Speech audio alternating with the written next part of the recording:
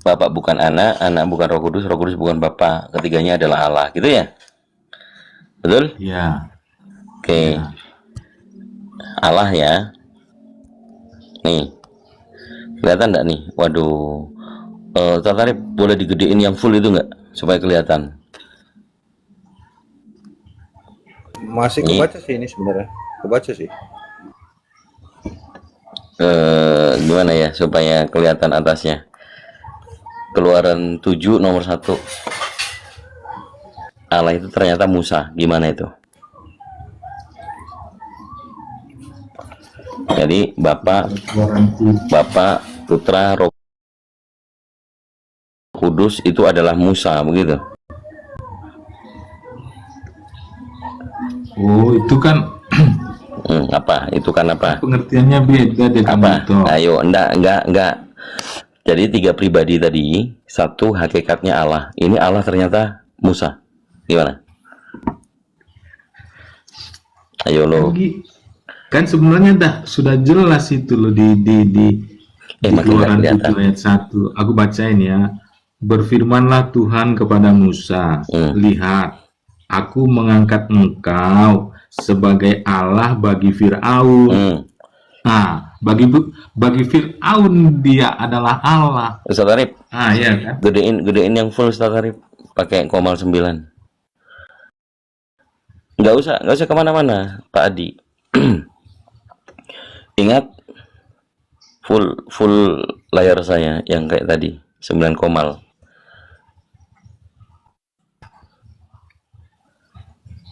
Nah, kelihatan ya? Kepada Musa, lihat, aku mengangkat engkau sebagai Allah. Allahnya tadi sama nggak dengan Allahnya Paulus? Beda lah, Kang, beda. Apa yang beda? Dari huruf. A-nya huruf besar. Enggak, di sini, iya kan? Di sini Allah berfirman kepada Musa. Bantahnya terus. Ya kan, ini Allah berfirman kepada Musa. Dia katakan kepada Musa gini, Musa, kamu kujadikan Allah bagi Fir'aun. Gitu. Allah kan? Tetapi di dalam kisah para rasul tadi, di situ Musa yang mengadakan mukjizat, betul? Iya, betul. Nah, betul. Berarti Musa yang menjadikan mukjizat. Iya, justru karena itulah makanya, iya kan? Jadi Allah itu Musa bukan? Disebutkan oleh Tuhan. Tadi Allah itu Musa bukan? Bukanlah, Kang. Ini yang di sini. Allah itu Musa bukan? Oh, kalau di sini kan itu penganugerahan dari Allah kepada Musa. Pertanyaan saya sesuai dengan teks. Musa itu Allah bukan? Iya, kalau di sini iya. Oke. Musa berarti ada tapinya. Ntar dulu. Enggak, saya nggak mau ada tapi. Sesuai dengan yang tertulis, saya mengedukasi publik. Gimana Kang Dito ini? Nah, di situ jelas-jelas. Aku mengangkat engkau sebagai Allah. Jadi Musa itu Allah bukan? Ada pengangkatan. Oke, jawab dulu. Misalnya gini. Musa itu, gini. Jawab dulu, Pak Adi. Jawab dulu. Allah itu Musa bukan? Iya, menurut kalimat ini iya. Ya udah, oke, kita kunci. Gitu dia. Ada tapinya. Kita kunci. Musa itu Allah ya? Allah tapi, kan ada tapinya. Harus ada tapi lah, Kang, supaya enak dia menjelaskannya. Mana ada? Jadi kalau maksud aku kan gini, kalau 3 pribadi, aku harus memakai kata tapi. 3 pribadi, bentar dulu. Yang betul, 3 pribadi, satu hakikatnya Tuhan, apa satu hakikatnya Allah? Ya Allah. Kalau Allah Musa loh. Iya kan, Allah diberi predikat. Musa diberi predikat oleh Tuhan itu sebagai Allah bagi Fir'aun. Karena apa?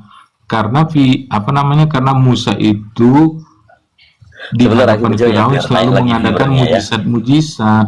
Tiwernya biar naik lagi, biar aku gas-gas dulu. Enggak, Pak Adi tetap membantah Bible lagi. Gini, pemahaman manusia, kalau ada tertulis dalil, Tuhan mengangkat Musa sebagai Allah. Allah ini Tuhan atau bukan? Ya kan, misalnya gini, ya kan. Bisa nggak dijawab? Bisa nggak dijawab dengan tegas gitu, Pak Adi? Tuhan itu. Ya misalnya gini, Presiden Prabowo, ya kan, nggak mengangkat bisa. aku Manusia nggak bisa dianalogikan sebagai, ya kan. Manusia nggak bisa dianalogikan dengan Maksudnya, Tuhan. analoginya kan bisa kita buat seperti itu.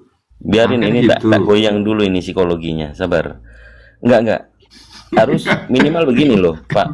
Kang Dito. Saya harus paksakan, karena ini media publik, Pak. Ini media publik, berbeda dengan kita diskusi Ya, internal atau setuju. private, ya. Ini publik, yang tertulis itu yang menjadi dalil. Setuju? Setuju? Jadi, apa bedanya Tuhan dan Allah di sini? Silakan. Apa bedanya Tuhan dengan Allah di sini konteksnya?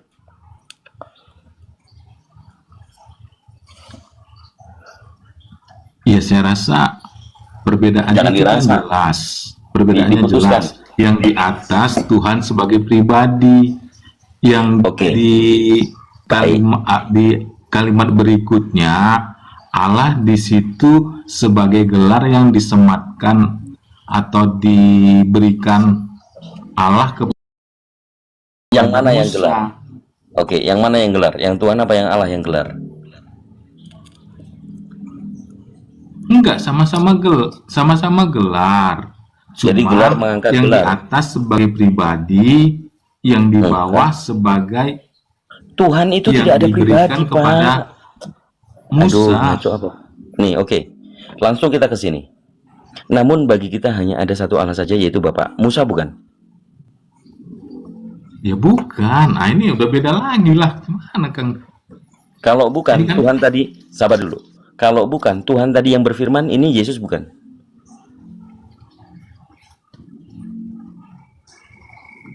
Maksudnya gimana? Allah tadi, kita merujuk kepada Musa yang diangkat. Tuhan yang berfirman tadi, ini satu-satunya Yesus.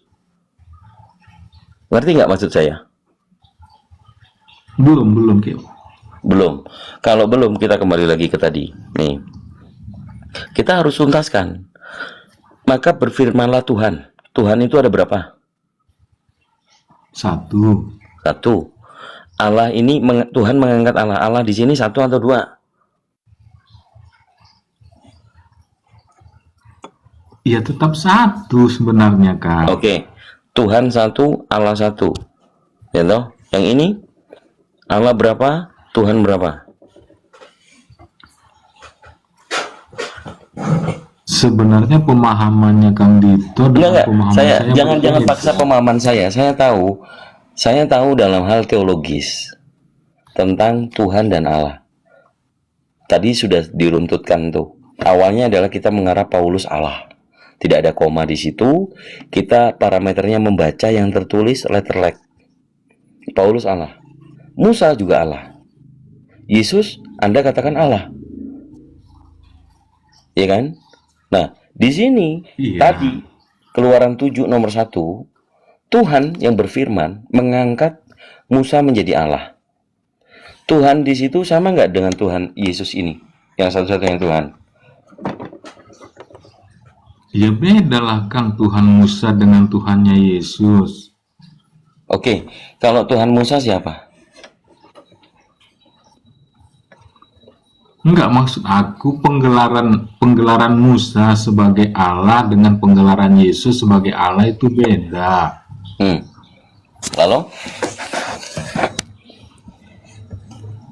Kalau Yesus dia sebagai Allah, iya kan? Karena memang dari asal sebelumnya dia itu memang adalah Allah. Tetapi kalau dia Musa, dia nggak seperti itu. Dia dari mulanya memang manusia. Cuman karena dia dipakai untuk menghadapi Firaun, maka diberikanlah otoritas yang lebih kepada Musa, sehingga Musa Allah bagi Firaun itu menjadi Allah. Jadi Allah boleh kepada siapa saja? Ya tergantung Allah itulah. Kalau Allah menyematkannya kepada Musa ya nggak salah juga. Berarti Musa Allah? Allah bagi Firaun yang diizinkan Tuhan, gitu ya Kang. Menurut Paulus ada berapa Allah? Ada satu kan. Nah, kenapa ada Allah Musa? Itu 8 ayat 6. Ya. Kenapa Musa disebut Allah? Diangkat menjadi Allah. Kalau Allah itu cuma satu. Lebih duluan mana? Paulus yang mengatakan atau Musa yang diangkat jadi Allah?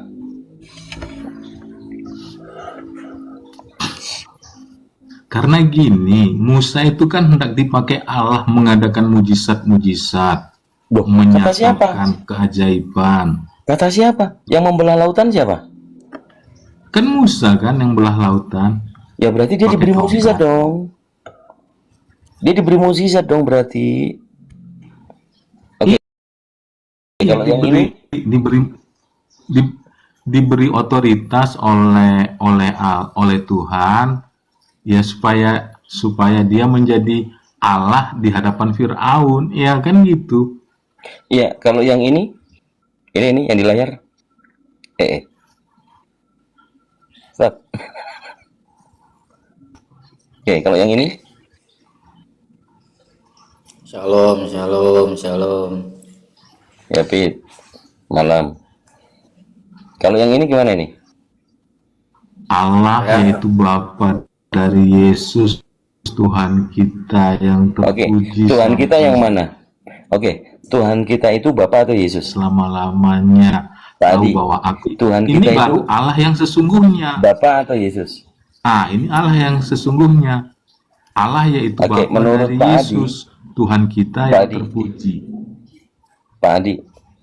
Menurut Pak Adi, Tuhan kita itu Bapa atau Yesus? Menurut dalil ini, menurut Pak Adi, Tuhan kita itu mengarah ke Bapa atau ke Yesus?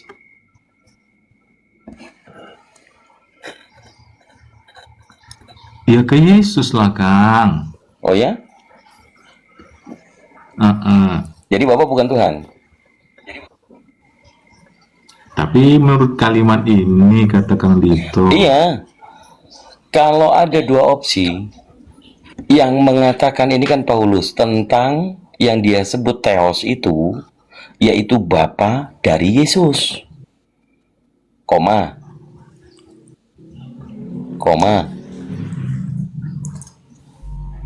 Kenapa berubah-berubah lagi nih, Ustaz? Ya kan? Yang esensi Tuhan kita itu mengarah ke Yesus atau kepada Bapa? Iya, kepada Yesus, Kang. Kepada Yesus kan jelas. Allah, Bapa dari Yesus, Tuhan kita yang terpuji sampai selama-lamanya, tahu bahwa aku tidak berdusta. Itu Paulus yang mengatakan bahwa aku tidak berdusta. Menurut Paulus, Tuhan kita di situ Bapa atau Yesus? Saya ulangi lagi.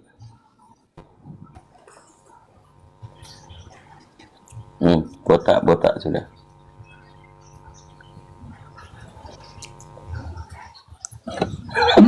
Yesus. Di sini kan dinyatakan Allah itu Bapa dari Yesus. Yesus Allah itu Tuhan bukan? Tuhan kita. Oke, yang Tuhan di situ itu pencipta langit dan bumi atau bukan? Di sini Yesus kan kalau menurut Yohanes turut dalam penciptaan. Pak Adi. Substansinya adalah tentang Theos, yaitu Bapa dari Yesus, Tuhan kita yang terpuji selama-lamanya. Kenapa Bapak mengarah kepada dari Yesusnya, bukan dari Bapaknya?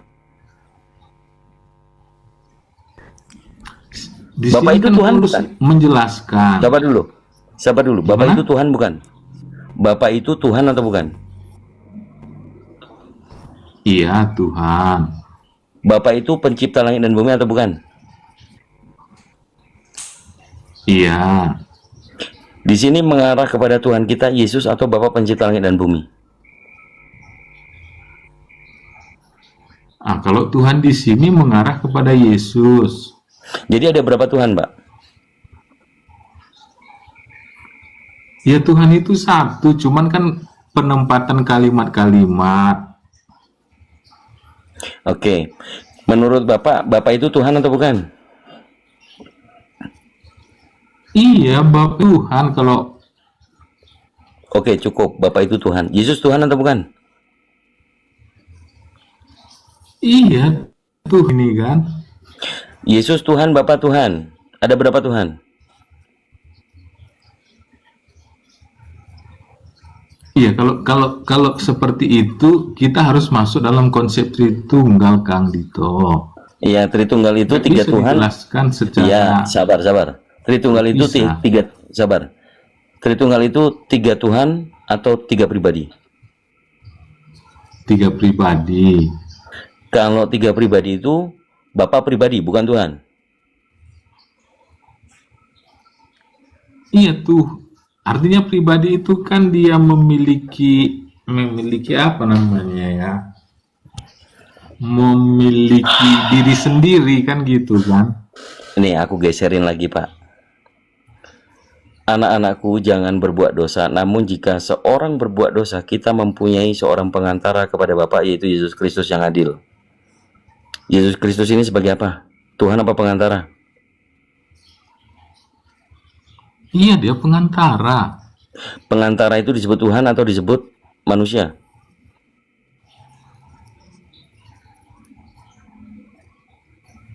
Iya kan di sini nggak disebutkan dia. Nah, di sini kan nggak disebutkan dia, tetapi keberadaannya kalau kita pelajari keberadaan Yesus di sini telah ada dalam kerajaan sorga. Kalau dia ada dalam kerajaan sorga, tentunya dia Tuhan juga, kan gitu dia. Kalau dia Tuhan juga, ada berapa Tuhan? Iya, kalau menjawab itu kita harus tetap masuk konsep Tritunggal kan, bahwa Bapa adalah Tuhan, Yesus adalah Tuhan, Roh Kudus adalah Tuhan. Berarti ada berapa Tuhan? Konsep Tritunggal tentang Allah tadi. Oke, di sini yang otoritas Bapa apa Yesus? Otoritas sebagai apa, Kang? 1 Yohanes pasal 2 nomor 1. Yang otoritas Bapa atau Yesus? 1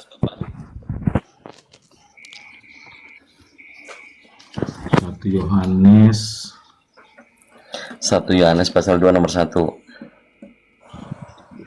Anak-anakku, hal ini kutuliskan kepada kamu supaya kamu jangan berbuat dosa. Namun jika seorang berbuat dosa, kita mempunyai seorang pengantara pada Bapa, yaitu Kristus, Yesus Kristus yang adil. Oke, pengantara itu Yesus kan? Iya, betul. Kepada Bapa, betul? Iya. Oke, Bapa berarti yang otoritas, betul nggak? Iya, otoritas untuk memberikan. Iya, otoritas yang betul kan Bapa kan?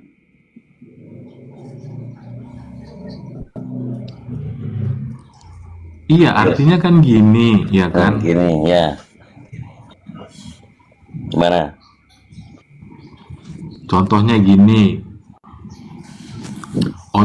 otoritas itu kan gini, misalnya kayak aku, ya kan, berbuat salah sama apa namanya, sama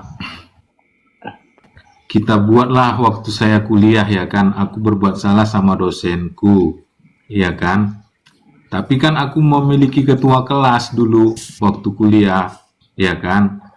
Maka melalui ketua kelas itu aku menyampaikan permohonan maafku kepada dosen.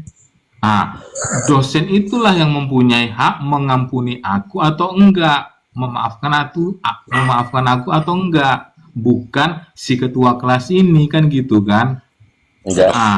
Kalau kuliah itu bukan ketua kelas, Adi. Ketua Aku offering. lupa. Oh, Aku lupa dulu gelarnya apa. ketua offering. Hari. Ketua offering. Ah, Itu kan jadi belepotan kan. Kalau belepotan itu tandanya udah terguncang, Pak. Gini loh, Pak. Ini juga dalil ini teman-teman, bahwa pengantara kepada Bapa.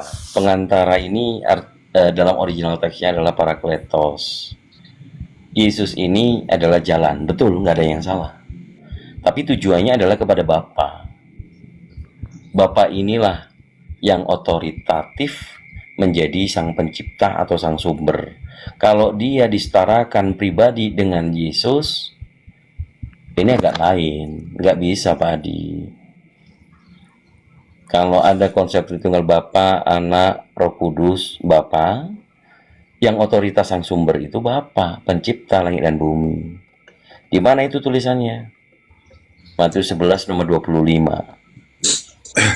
Jadi pola berpikir kita dalam diskusi ini sebenarnya bukan tendensi penyerangan, tapi konsep yang dibuat oleh manusia, 3 pribadi. Tetapi ternyata Tuhan ini sebenarnya 3. Tadi Pak Adi mengatakan Bapa Tuhan, Yesus Tuhan, Roh Kudus Tuhan. Tuhan itu ya Tuhan, bukan pribadi. Pribadi. Naik Samson naik Samson. Bantuan di Samson. John Peter Pasaribu naik. Loh, bukannya John Peter udah wafat ya? Lain, ini John Peter Pasaribu ini. Assalamualaikum Ustaz Arif. Aku turun dulu ya. Mau kemana? Iya, Ayo. Waalaikumsalam. Iya, nggak nampak Naik dia lagi. kayak Roh Kudus. Naik lagi nggak ada. Hah? Nampak Nggak ada kok. gitu. Nggak ada. Sinyalnya dia nggak stabil. Coba aku turun lagi dulu. Naik lagi nanti. Iya, di multi nanti. Ayo, Nos.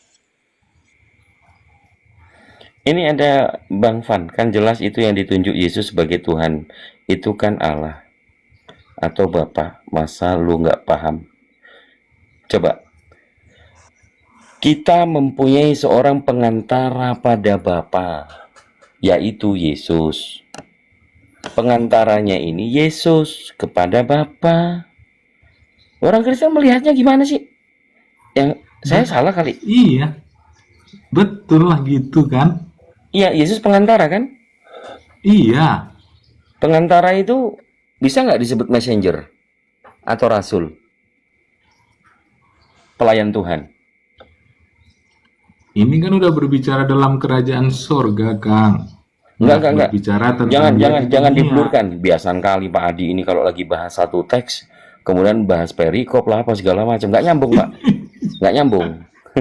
Saya tahu, saya kenal dengan sahabat-sahabat diskusi saya. Kalau mau ngeblurkan itu saya tahu, gitu loh.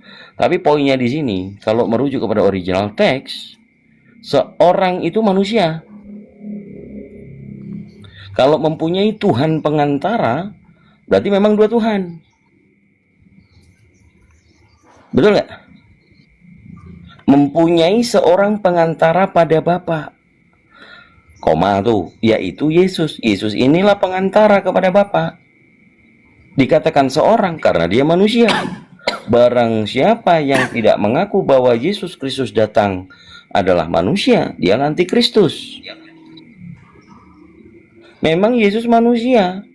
Cuman teman-teman aja dengan berkedok Tritunggal tadi bilangnya 3 pribadi tetapi dirucutkan menjadi 3 Tuhan.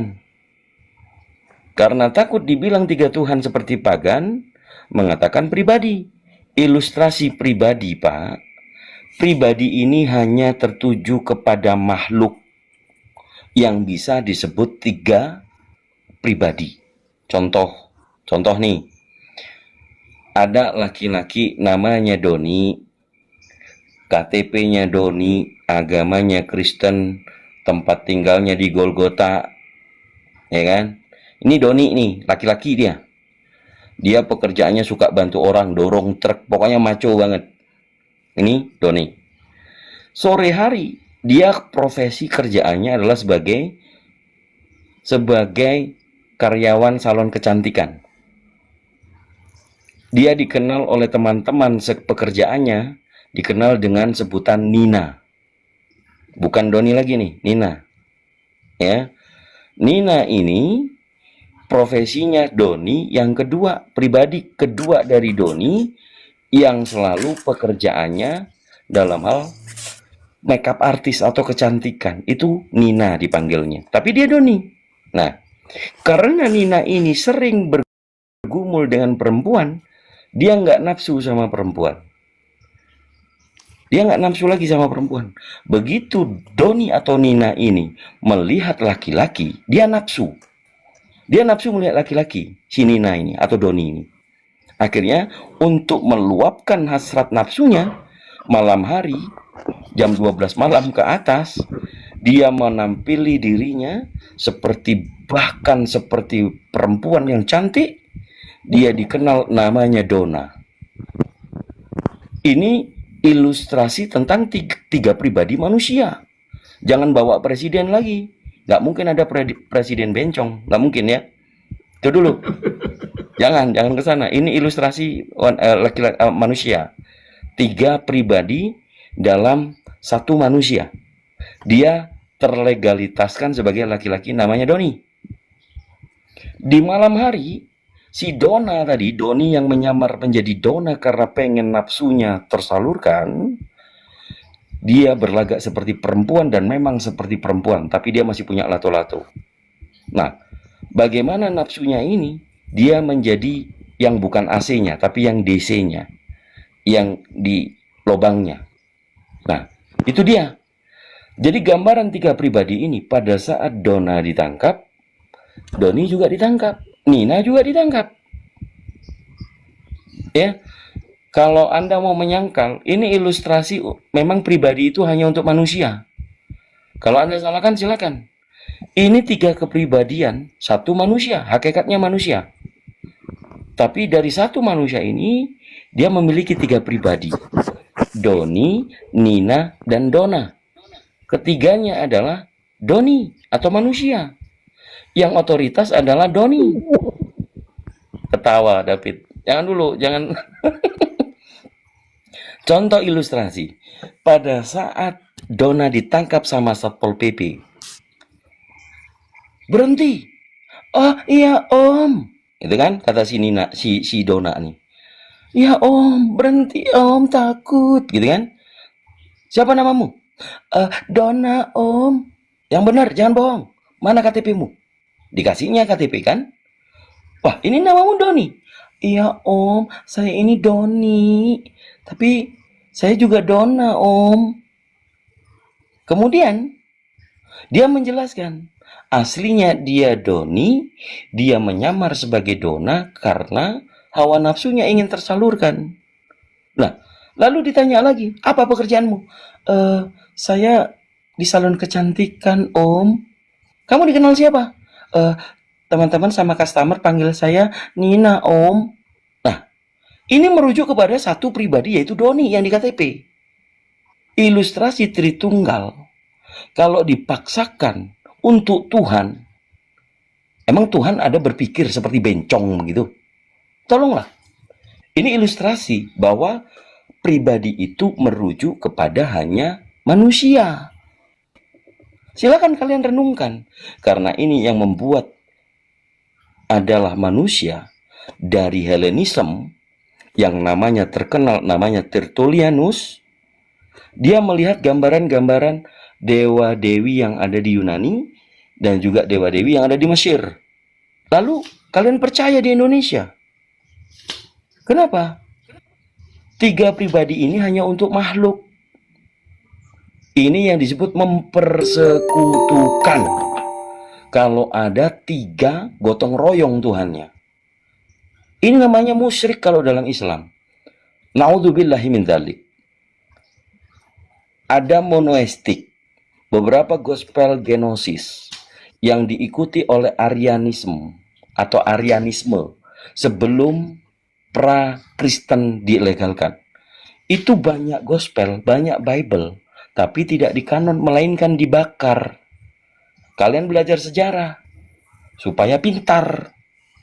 Kalau pribadi hanya disadurkan kepada makhluk, kenapa ini dipaksakan kepada Tuhan? Silakan, kalau mau bantah, teman-teman yang kepanasan di bawah silakan naik.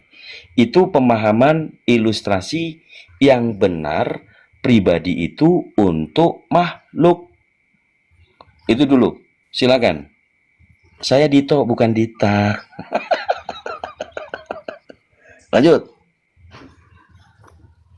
Iya, itu pemahaman Kang Dito. Nggak bisa bantah. Tapi saya tetap pada pemahaman saya bahwa Yesus itu bisa disebut pribadi, Allah itu juga bisa disebut pribadi. Gitu dia Kang Dito. Ya kalau Tuhan itu bisa dijadikan pribadi, yang otoritas siapa? Yang pencipta langit dan bumi siapa? Iya, yang menciptakan langit bumi kalau menurut perjanjian lama kan dijelaskan adalah Allah. Tetapi dalam kitab Yohanes, ya kan pasal 1 ayat 3, di sana kan dijelaskan juga keterlibatan Yesus. Tapi sampai di mana keterlibatan itu kan nggak dijelaskan. Karena itu dikatakan juga Yesus ya kalau tidak ada itu. tulisannya dijelaskan di sana, tidak ada tertulisnya, itu namanya ngawur Pak, asumsi liar. Masuknya ke ranah akademis adalah disebut penyesatan publik Pak. Enggak loh, kan memang di Yohanes 1 ayat 3 kan jelas dikatakan itu segala sesuatu dijadikan oleh Dia, dan tanpa Dia tidak ada suatu pun yang telah jadi dari segala yang dijadikan. Kan menurut siapa? Yohanes 1 ayat 3. Oke, Yohanes 1 ayat 3 itu tulisannya siapa?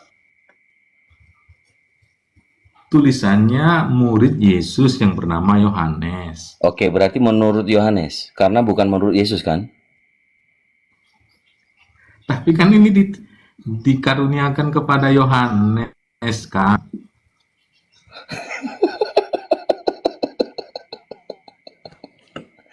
Udah Pak Adi istirahat dulu.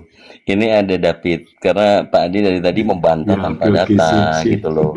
Tapi tidak apa-apa, mudah-mudahan ada ilmu gitu loh. Oke, David. Sepanjang tadi kamu mendengarkan bahwa saya juga mendengarkan kamu ketawa kecikikian. Menurut kamu gimana tuh? Kalau Tuhan itu memiliki pribadi, kalau Tuhan itu memiliki pribadi sama nggak dengan bencong? Iya.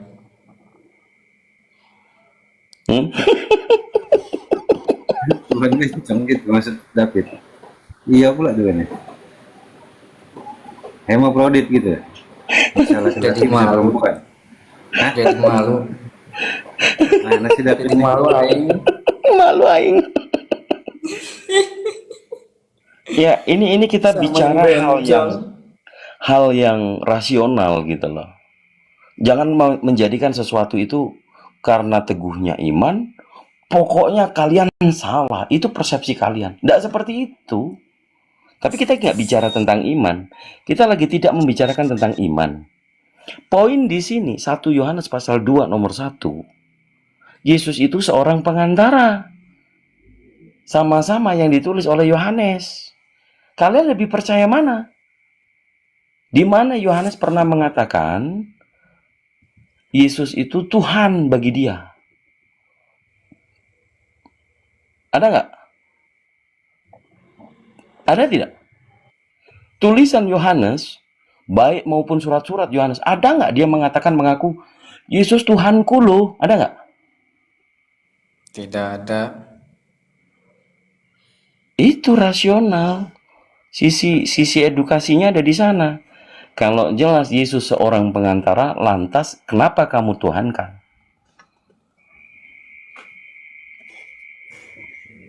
Kenapa? Dari ajaran dari kecil. Ajaran dari kecil. Yang ngajarin waktu kecil siapa? Bapak sama mama. Bapak sama mama kira-kira salah atau bener tuh? Nggak tahu ya. Berat dan mumet. Assalamualaikum Pak Hadi. Si Bibelnya ternyata nggak sama-sama pengajar bapak sama mamanya gimana? Gue lagi ngotak-ngatik dulu nih. Masih ini juga masih ambigu ini. Pit, kalau misalnya gini, Pit, di Bible dikatakan Yesus itu utusan Tuhan dimuliakan. Bapak mamanya bilang bahwasannya Yesus itu Tuhan yang dihinakan, yang dikutuk. Kau ikut pendapat yang mana, Pit? Menurut bapak mama. Tetap sama bapak mamamu. Maksudnya gimana nih? Kan secara akalnya, kan ada data Iya. Bible nih, pengajarannya Kristen kan dari Bible. Iya. Bible-nya mengatakan Yesus itu utusan Tuhan dimuliakan. Bapak mamanya bilang Yesus itu Tuhan yang dikutuk, dihinakan. Kau ikut yang mana pendapatnya? Nah, justru itu tuh mama bapak tuh masih sesat itu. Mama bapakmu yang sesat, kau enggak gitu. Kau ikut dia loh. Sekarang mah sudah sadar, Oh, sekarang udah sadar. udah Oh, ngelewatin jadi udah sekarang ngelewatin kau, masa-masa kritis. sekarang ini kau sudah Muslim. Atau Justru sudah tidak itu. percaya kepada Kristen? Enggak, Percaya saya pada nggak Kristen? percaya Tritun. Saya nggak percaya Tritunggal aja. Tritunggal sebagai apa? Udah Fit, masuk Islam aja Fit. 70 bidadari di sorga menunggu Fit. Bisa cerot sana cerot sini Fit. Iya, daripada wanita pesundal mending bidadari. Ya betul. Pilih mana, ayo. Perawan lagi, Allah meniup Coba gue perawan. tanya dulu si David, Pit, lu pilih mana? Pit, wanita pesundal atau bidadari? Ya kalau menurut pribadi mau yang penting 72 bidadari lah. Iya. Di Bible wanita pesundal, Pit, mendahului kamu. Masih mau kedatang besok, Jack? Iya. Lebih suka si Jack ini pesundal daripada bidadari. Tapi mamamu bisa juga dibuat Fit. Ya, Ganti-ganti. daripada nenekmu jadi pesundal di sana gimana? Ayo. Nanti istrimu istrimu nanti itu dijadikan wanita pesundal di surga sama mamamu. Gimana? Surga tidak ada kawin mengawin. Acu. Gitu. Jadi kita diskusi ini baik-baik, tidak ada yang menista. Kau ya pula bawa mama. Dengerin dulu, saya baru balas pantun dulu. Jadi istrinya nanti si Jack sama mamanya, sama anak-anaknya itu dijadikan wanita pesundal di sana. Makanya nanti si Jack kalau meninggal itu harus pakai jas, pakai baju kutang baru, jas baru, dasi kupu-kupu, ya celana hitam, terus pakai apa itu sepatu baru gitu. Ini orang ini mau ke pesta apa mau dikubur? Dikasih uang saku, ternyata di sana itu nanti Jack, lu harus bayar.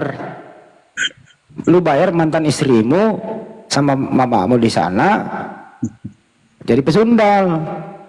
Kau buka lelapak di sana. Enak kan gua tabok balik.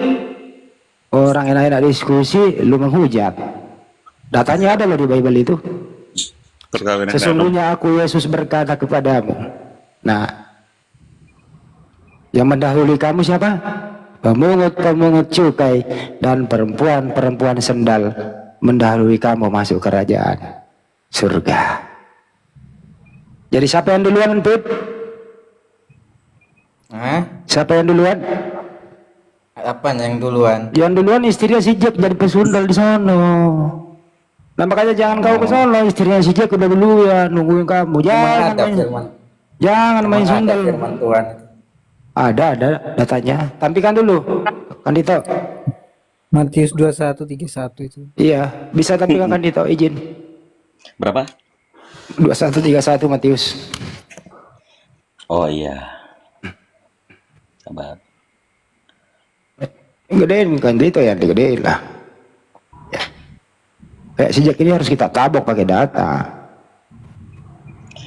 Matius 21:31.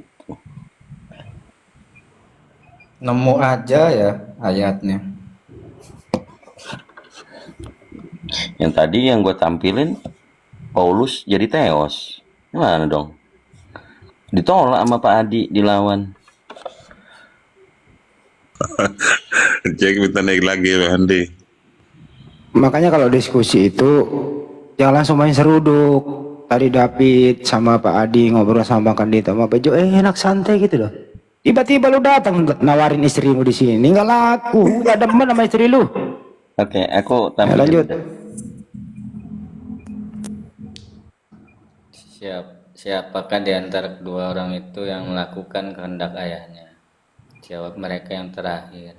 Kata Yesus kepada mereka, aku berkata kepadamu, sungguhnya pemungut-pemungut cukai dan oh duluan dia ya, berarti ya. Ya baca terus dulu Jack, jangan terpana, baca dulu aja. Sesungguhnya pemungut-pemungut cukai dan perempuan-perempuan sundal akan mendahului kamu masuk ke dalam kerajaan Allah. Apa yang duluan Jack? Pit? Sundal. Perempuan sundal. Oke, pertanyaannya, kamu pilih bidadari atau yang ini nih?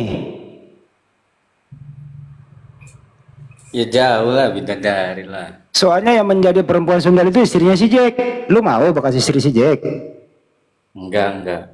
Lagi kan bawa orang tua tadi. Emangnya gue tabok lu pakai data Jack nasib mula. Nah, yang coba-coba menista kepada saya.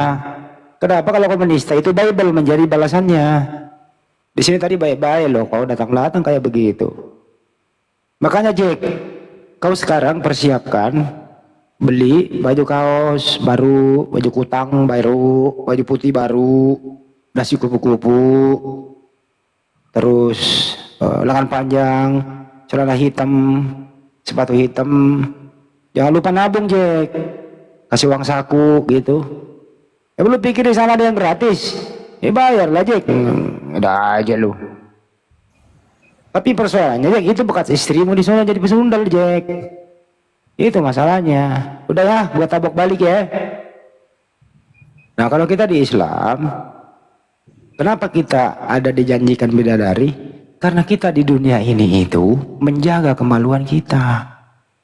La takrabu zina, jangan kau mendekati zina. Supaya kita dijanjikan dunia ini jaga kehormatanmu. Apalagi orang yang mati syahid, mati membela agama ini. Seperti kami ini mati membela, menghajar kalian yang suka menghujat. Alhamdulillah. Apa masalahnya kalau dijanjikan? Nikmat kok itu sah hukumnya, Allah yang menjanjikan. Kalau lu Jack, siapa yang janjikan lu ini Jack? Kok ada wanita sendal Jack nasib mungkin di Jack. Bom. Oh bom. Ya udah cukup ya. Nah, gitu loh. Jadi setiap kau menghujat, Bible yang menjadi balasanmu. Makasih, lanjut. Bang, kalau misalnya 72 bidadari itu kan apa satu orang itu? Tujuh dua orang bidadari itu bagi ini dia. Ibaratnya saya 72, Bang Andi 72, apa seperti itu. Iya, khusus orang yang mati di jalan Allah itu mati syahid gitu. Kalau misalnya yang perempuan itu, Kalau perempuan itu dijanjikan perhiasan. Ya. Perhiasan. Jadi begini loh Jack, di surga itu Jack, kita itu tinggal menikmati. Jack lagi, Fit. sorry Fit, sorry maaf. Aku udah terlalu si Jack ini nih.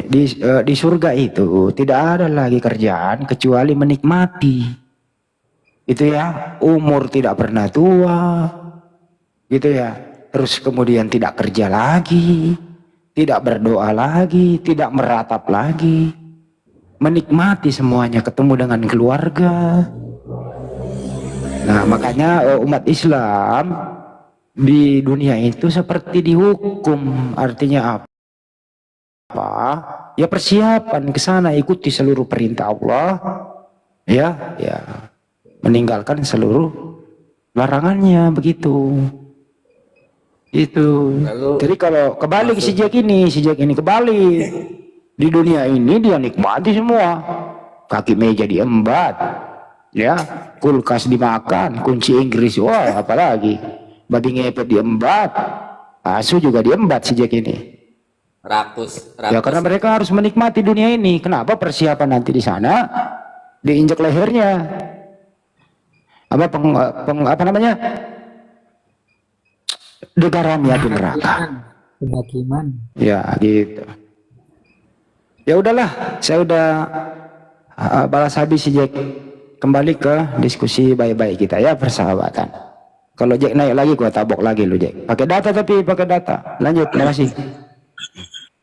Kalau yang Maryam, surah Maryam yang berapa tuh ya? 71 kalau nggak salah. 72-nya dibaca. Itu kan melewati neraka itu. Mendatangi kalimat. Itu iya mendatangi. Itu apa masuk apa gimana? Kan 72-nya ada.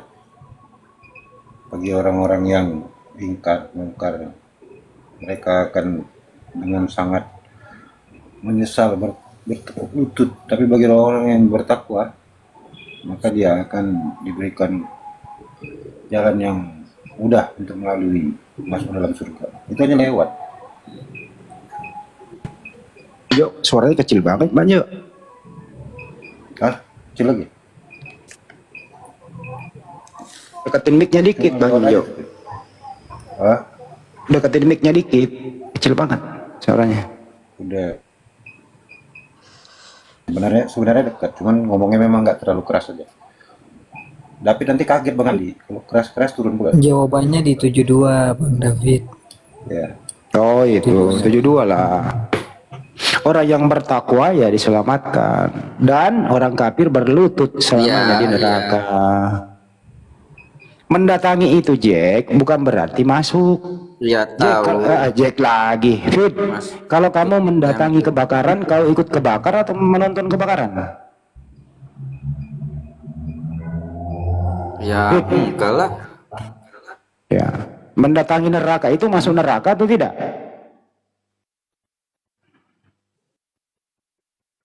Enggak. Ya udah, pintar lu.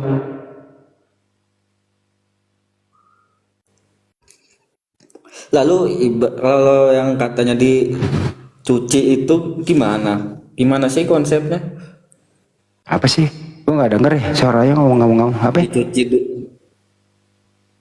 itu apa sih maksudnya dicuci dulu di neraka itu maksudnya gimana konsepnya? Oh. Jadi kan setiap manusia ini kan ada perbuatan yang dosa. Ya, semua orang yang masuk surga itu tidak boleh ada yang dosa. Artinya ya dibersihkan, kan di laundry dulu lah. Kan di laundry dulu baru masuk lemari itu baju kan dicuci bersih gitu. Ya. Berarti masuk dong, Bang. Ya ada yang masuk. Ada yang enggak. Oh, iya. Gitu. Iya.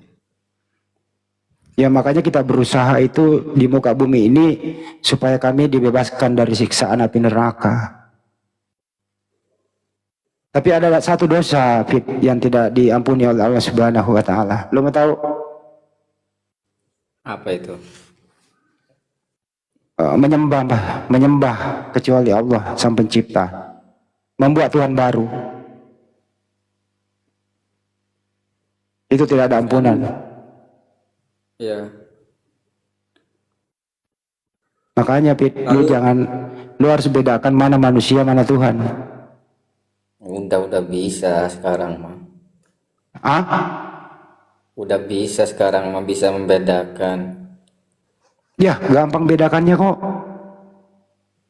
Sudah bisa membedakan katanya Bang Di. Oh, udah bisa membedakan. Masya Allah. Lu percaya nggak Fit? Semua yang pernah bernapas di muka bumi ini, makan hasil bumi, itu ciptaan Tuhan. Lu percaya nggak Fit?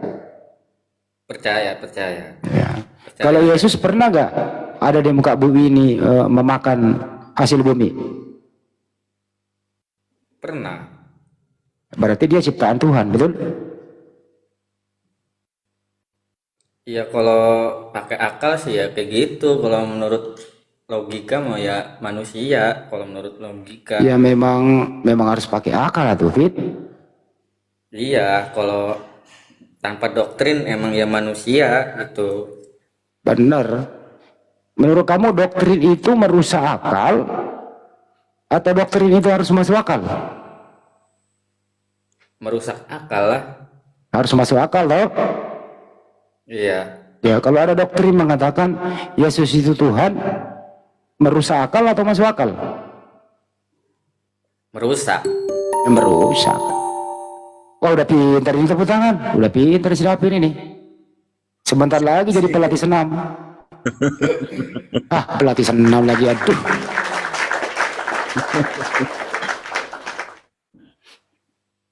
Ya gitu aja sih. Tapi kita sebagai Muslim di sini nggak pernah maksa Anda ya. Ya, Islam itu tidak perlu memaksakan kepada siapapun. Bang, kalau misalnya ada non-Islam, tapi dia tuh semasa hidupnya baik gitu, ya baik aja lah, akhlaknya baik gitu. Tapi dia tuh bukan kalangan dari Muslim gitu. Itu gimana nanti? Oke. Nah, ini bagus ini pertanyaannya nih. Ada seorang non-Muslim ya, di masa hidupnya itu baik banget gitu loh.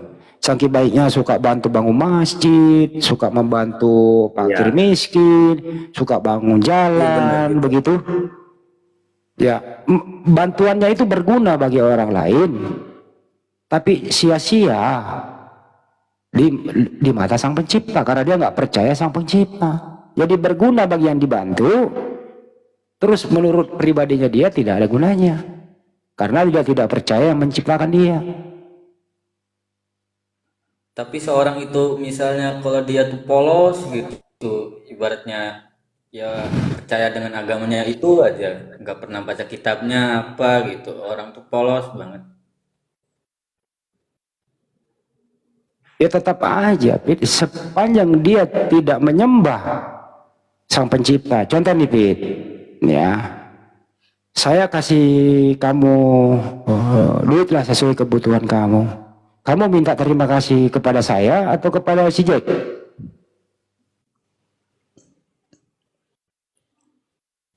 Bang Yanti ya. Ya, kepada saya.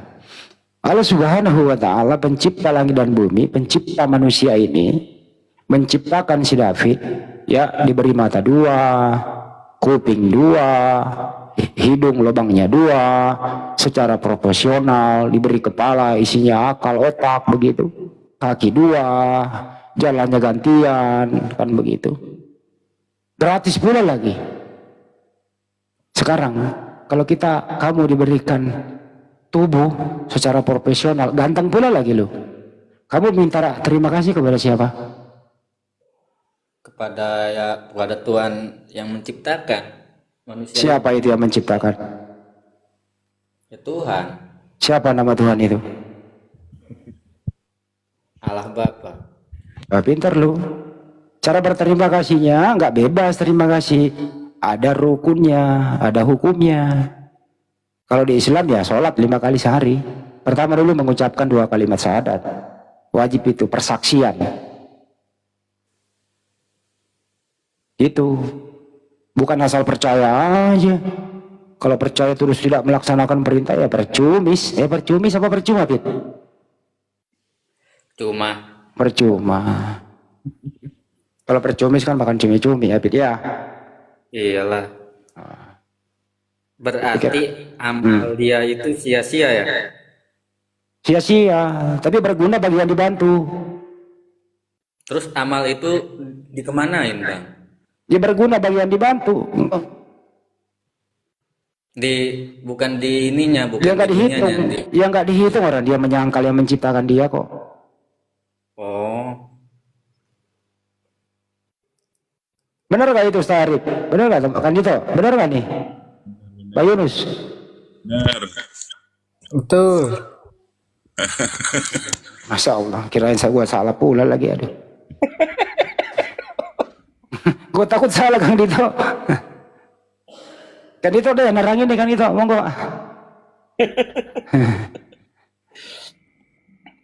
Ada udah komplit lah itu. Tinggal kalau David sudah menggunakan akal sehat, ya, udah nggak pakai doktrin, ya udah. Minimal jadi ateis lah. Ya udah apa nih? Minimal jadi ateis lah. Ngapain masih bertahan di Kristen? Tuh gambar salib itu robohin aja. Lupa tadi, sorry. Fit, itu salib, Fit. Kalau di Al-Quran itu, menurut An-Nisa 157, tempatnya orang disiksa, Fit. Kalau di Bible Iya itu hampir sama ya, lo pinjam kan, tempatnya orang mati terkutuk. Ya, artinya, mohon maaf ya, Fit, salib itu tempatnya orang diapain, Fit? Iya di Galatia 3:13 itu. Itu kenapa lu pakai? Cuman suka aja gitu. Terus Kang Dito, edukasi dia. Iya. Wah, Padahal Petrus juga disalib, tapi kan disalib terbalik dia kan. Betul nggak? Ya, apa? Petrus kan juga disalib kan? Ya, Salibnya sama nggak apa kebalik dia? maksudnya Petrus itu disalib sama dengan Yesus atau posisinya yang pendek di bawah?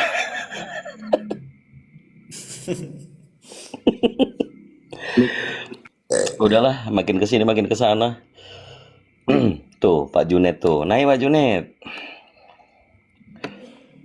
Jadi lambang salib ini kan lambang kutuk. Terus diyakini menjadi ajaran kekristenan. Kalian ini tidak berpikir apa gimana sih? Kenapa lambang kutuk dipakai?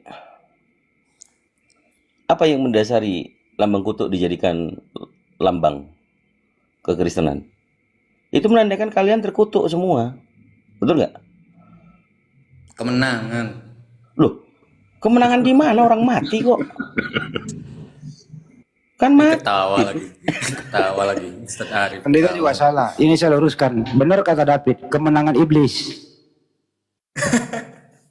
Benar nggak Kang Dito? Iya juga ya, benar juga Iya. tuh. Gimana tuh? Kemenangan iblis apa kemenangan? Iya, karena kehendak iblis lah Allah yang demikian. Benar nggak? Jadi, ya kemenangan iblis. Sibilisis. Lanjut. Iya, makanya di Wahyu 2 nomor 9 itu juga disebutnya jemaat iblis ya. Aduh David, udahlah. udah. Roboin aja. Roboin gimana? Ini Bisa Bang, dirobohin. kenapa di saat udah tahu kebenaran gitu, ternyata kebenaran itu adanya di Islam gitu Bang.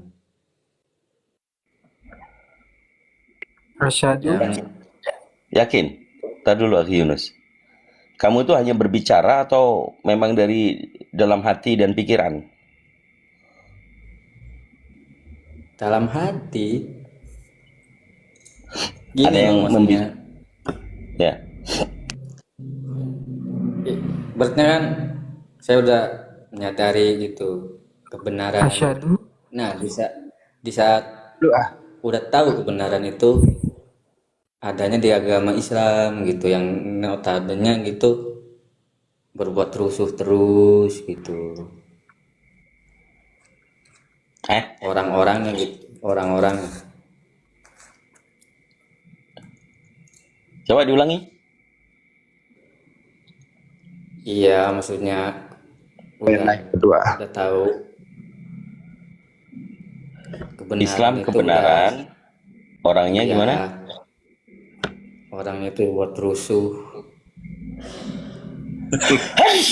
Alhamdulillahirobbilalamin. Nggak jatuh kan? Oh ya enggak.